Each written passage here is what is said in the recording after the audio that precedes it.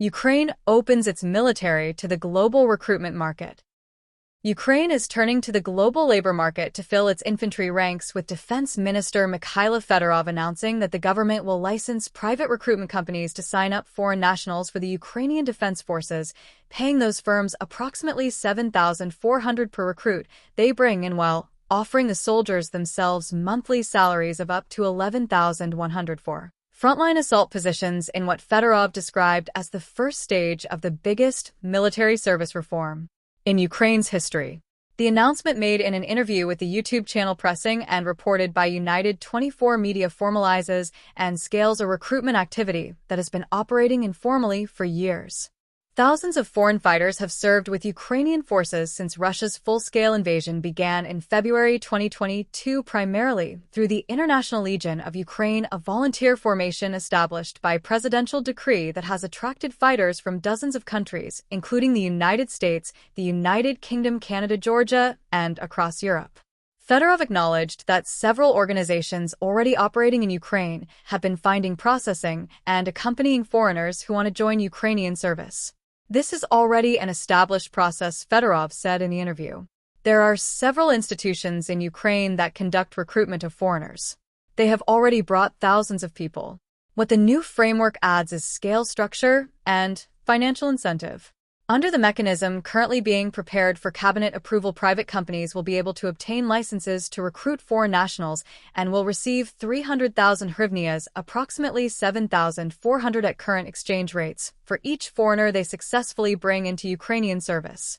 Fedorov specified that payments will be staged across the recruitment and integration process, rather than paid as a lump sum upon signing, a design intended to hold firms accountable not just for finding candidates, but for preparing, accompanying, and integrating them through training and into operational units.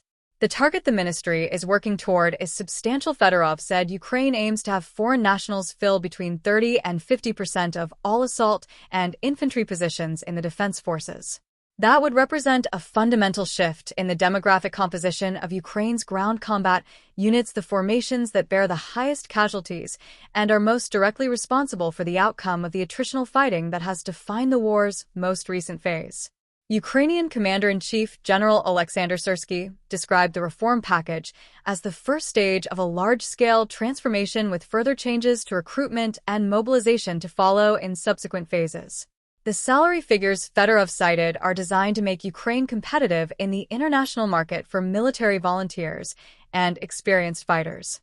Average monthly pay of approximately $7,200 for infantry positions, rising to as much as $11,100 for assault troops, represents a significant premium over what comparable roles pay in most Western military forces, where a new infantry soldier typically earns between $2,500 and $4,000 per month, depending on the country and experience level.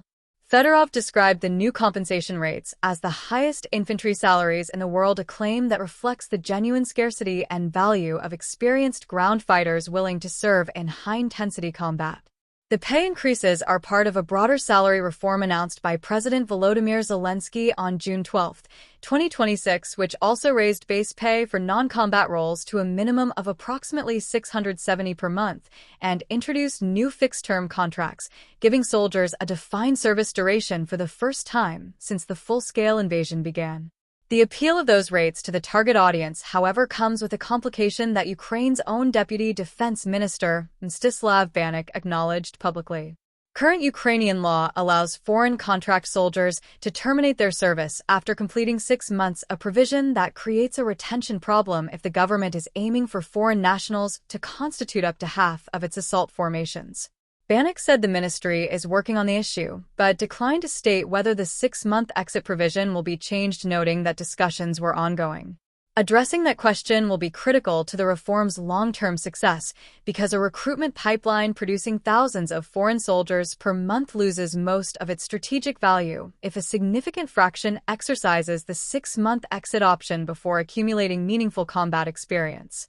The logistical and legal framework for scaling to the ministry's ambitions will require resolving several layers of complexity. Foreign fighters must be screened for military background processed through Ukrainian immigration and military registration systems placed into units where language barriers can be managed and integrated into training pipelines that prepare them for the specific conditions of the war they are joining, which differs substantially from the conventional and counterinsurgency environments most Western volunteer fighters have experienced previously. The staged payment structure for recruiting firms is designed to align those firms' financial incentives with successful integration rather than mere headcount, but the operational chain from a private recruiter in, say, London or Warsaw to a combat-ready soldier in a Ukrainian assault unit involves multiple handoffs where quality can be lost.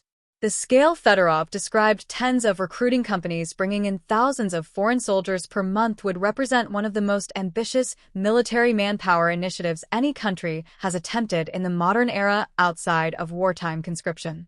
Russia, by comparison, has drawn approximately 24,000 African fighters over the entire course of the war and deployed roughly 10,000 to 12,000 North Korean soldiers, numbers that became significant individually but have not transformed the fundamental composition of Russian ground forces.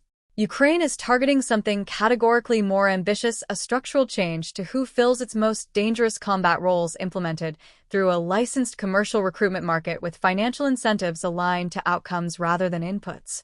We are opening the foreign recruitment market to strengthen combat units and preserve the lives of Ukrainian service members, Fedorov said.